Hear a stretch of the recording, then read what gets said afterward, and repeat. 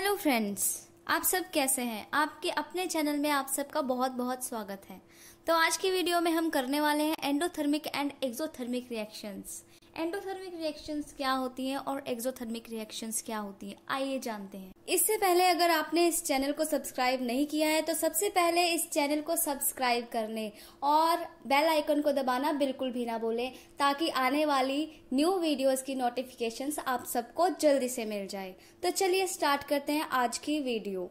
Endothermic and exothermic reactions. तो सबसे पहले एक्सो और एंडो को अलग अलग लिख लेंगे और जो थर्मिक वर्ड है उसे भी अलग लिख लेंगे।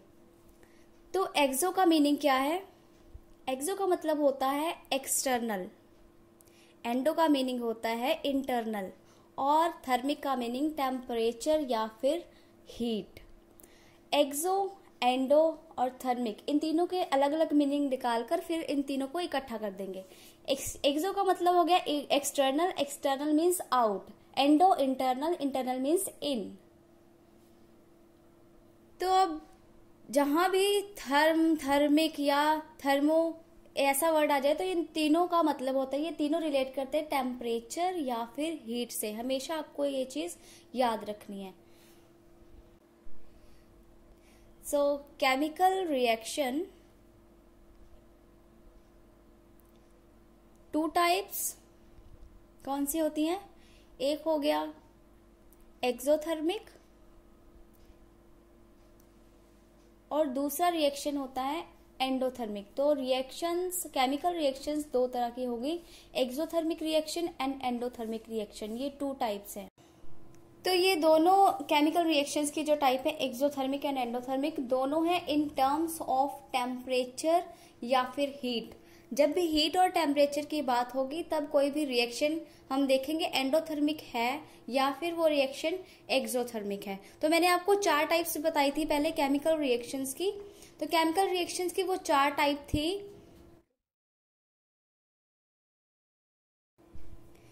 फर्स्ट थी कॉम्बिनेशन रिएक्शन और मैंने करवाया था डीकम्पोजिशन रिएक्शन, डिस्प्लेसमेंट रिएक्शन और थी डबल डिस्प्लेसमेंट रिएक्शन और लास्ट वन थी रिडॉक्स रिएक्शन, जो कि मैंने आपको पहले वाली वीडियो में बताया था। ये सारे जो केमिकल रिएक्शंस हैं, आपने इन दोनों रिएक्शंस के साथ इनको मिक्स नहीं करना, ये अलग से हैं। सिंपल एग्जाम्पल के साथ मैं आपको ये बताती हूँ कि एक्सोथर्मिक और एंडोथर्मिक क्या होती हैं रिएक्शंस। तो एग्जाम्पल लेंगे सबसे पहले आइस की। हमारे पास मान लीजिए आइस है जो कि सॉलिड फॉर्म में है। अब हीट आइस के अंदर एंटर कर रहा है। जब हमने आइस को नॉर्मल टेम्परेचर पे रखा, आइस को हम लेंगे एज अ सिस्टम। आइस एक सिस्टम है, हीट उसके अंदर एंटर कर रही है। हीट एंटर करने से क्या होता है, ये मेल्ट हो जाएगा। आइस को हम देखते हैं नॉर्मली जब नॉर्मल टेम्परेचर पे रखते हैं तो ये हीट होकर मेल्ट हो जाता है, तो ये कन्वर्ट हो जाएगा लिक्विड में। अब अगर हम लिक्विड को भी हीट देते हैं और ज्यादा, तो ये लिक्विड फर्दर नेक्स्ट स्टेट में चेंज हो जाएगा। जो स्टेट आएगी वो है गैसियस स्टेट। लिक्विड को, जैसे हम वाटर को गर्म करते हैं तो उसकी भाप बन जाती है, स्टीम बन जाती है, वो गैसियस फॉर्म में आ जाता है। तो ये दोनों आइस और लिक्विड दोनों क्या है, सिस्टम है। तो जब हीट एब्जॉर्ब हो रही है, इसमें हीट एब्जॉर्ब होने का मतलब क्या है, जो एक सिस्टम है हमारे पास उसके द्वारा हीट एब्जॉर्ब की जा रही है फ्रॉम सराउंडिंग या फिर इन्वायरमेंट से हीट सिस्टम के अंदर जा रही है।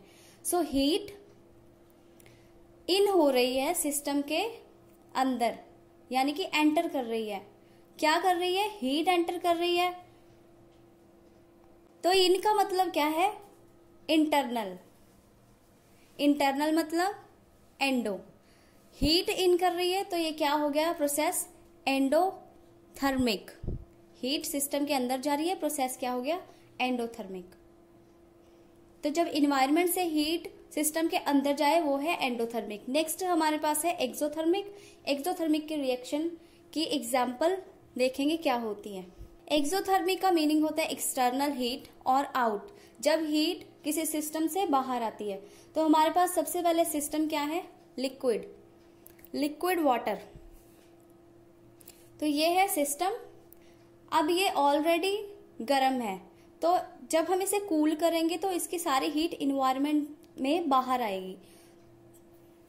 तो मेक इट कूल, जब हमने इसे कूल किया इसकी सारी जो हीट है वो इन्वायरमेंट में बाहर आ रही है, जैसे एरो के साथ मैंने आपको दिखाया इस वीडियो में। तो नेक्स्ट इसका स्टेट चेंज हो रहा है। जब ये कूल हो रहा है पानी, तो कूल होने के बाद ये आइस में चेंज हो जाएगा। जैसे कि हम लिक्विड को अगर फ्रिज में रख दें, फ्रीजर में रख दें, तो वो आइस में चेंज हो जाता है और आइस की स्टेट क्या आती है, सॉलिड। देन इस प्रोसेस में क्या हो रहा है, हीट रिलीज हो रही है। Heat release from system to surrounding. System के अंदर से हीट निकल के सराउंडिंग में जा रही है, इन्वायरमेंट में जा रही है। तो हीट रिलीज हो रही है, रिलीज मतलब आउट हो रही है। Heat release into surrounding. अब सिस्टम से बाहर आ रही है हीट, तो रिलीज क्या हो गया, आउट। और आउट क्या था, एक्सटर्नल, क्योंकि बाहर आई, एक्सटर्नल का मतलब आउट होता है। तो ये हीट बाहर आ रही है, क्या बन गया, एक्सोथर्मिक। तो सिंपली हम दो सिस्टम्स लेंगे। फर्स्ट सिस्टम है लेफ्ट हैंड साइड पे सिस्टम 1, राइट हैंड साइड पे सिस्टम 2। तो ये दोनों सिस्टम 1 और सिस्टम 2 है, जो कि ये कार्टून आपको पॉइंट कर कर दिखा रहा है।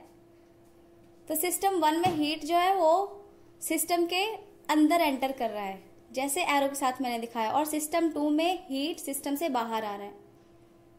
तो फर्स्ट में हीट क्या हो रही है, एब्जॉर्ब, यानी कि इन कर रही है। इन मतलब इंटरनल, इंटरनल मतलब एंडो। हीट एब्जॉर्ब कर रही है, इन कर रही है सिस्टम के अंदर। इन मतलब इंटरनल एंडोथर्मिक रिएक्शन। सेकेंड वाला जो है उसमें हीट आउट हो रही है, यानी कि बाहर आ रही है सिस्टम से। तो out means external, external means exo. Heat बाहर आ रही है तो एक्सोथर्मिक। तो ये प्रोसेस क्या है, एक्सोथर्मिक रिएक्शन।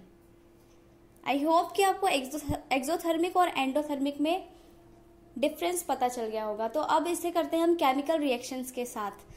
पहले वाली मैंने फिजिकल रिएक्शन के साथ बताई थी, अब करेंगे केमिकल रिएक्शन के साथ। हे। केमिकल रिएक्शंस को देखकर ऐसे ही मुंह बन जाता है, कोई बात नहीं, चलिए करते हैं पहला रिएक्शन। तो फर्स्ट है बर्निंग ऑफ कोल। कोल सबको पता है, लकड़ी को जलाने के बाद जो कोयला बचता है उसे कोल कहते हैं। और कोल में क्या होता है, कार्बन। कार्बन की short form C plus oxygen. जब कार्बन ऑक्सीजन के प्रेजेंस में जलता है तो कार्बन डाइऑक्साइड की फॉर्मेशन होती है एज अ प्रोडक्ट, और साथ में बहुत सारी हीट निकलती है। Second example, hydrogen plus oxygen. जब हाइड्रोजन ऑक्सीजन के साथ रिएक्ट करता है तो वाटर की फॉर्मेशन होती है और साथ में बहुत सारी हीट प्रोड्यूस होती है। तो ये दोनों में हीट रिलीज हो रही है। रिलीज होने का मतलब क्या है, बताइए।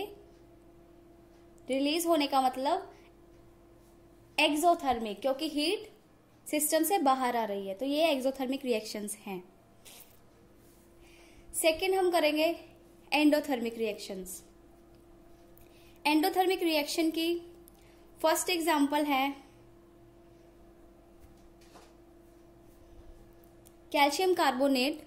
जब हमने इसे हीट किया, हीट का सिंबल होता है डेल्टा, जो मैंने ब्रैकेट में डाला है। हीट करने के बाद कैल्शियम कार्बोनेट के प्रोडक्ट्स बनते हैं कैल्शियम ऑक्साइड और कार्बन डाइऑक्साइड। तो नेक्स्ट सेकंड एग्जांपल है सिल्वर क्लोराइड। जब इसे सनलाइट में रखते हैं तो सनलाइट से इसे हीट मिलती है। सनलाइट की हीट का सिंबल है Hv। तो प्रोडक्ट क्या बनता है, silver plus chloride.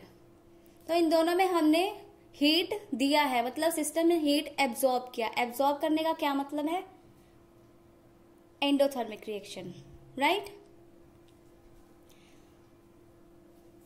When heat release, release का मतलब बाहर आना, यानी कि एक्सोथर्मिक। ये हीट जो है रिलीज हो रही है from any system to surrounding. System से सराउंडिंग की तरफ बाहर को आ रही हीट, तो ये हो गया एक्सोथर्मिक। नेक्स्ट है हीट एब्जॉर्ब। हीट एब्जॉर्ब करना मतलब सोखना सिस्टम के द्वारा, तो उसे कहते हैं एंडोथर्मिक, क्योंकि हीट अंदर आ रही है। So heat absorb by system from surrounding. तो ये थे एक्सोथर्मिक और एंडोथर्मिक रिएक्शंस। आई होप आपको अच्छी तरह से समझ आ गया होगा। तो एक क्वेश्चन है हमारे पास, how can we determine whether heat is absorb और not during reaction by seeing equation. Equation देखकर हम कैसे पता लगा सकते हैं कि वो रिएक्शन जो है वो एक्सोथर्मिक है या एंडोथर्मिक है। तो इसका आंसर है, सबसे पहले हम इक्वेशन लिखेंगे, केमिकल इक्वेशन।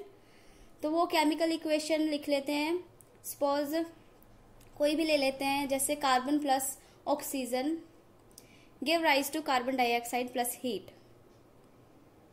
सेकंड लिखते हैं हम केमिकल इक्वेशन कैल्शियम कार्बोनेट, इसे हमने हीट किया था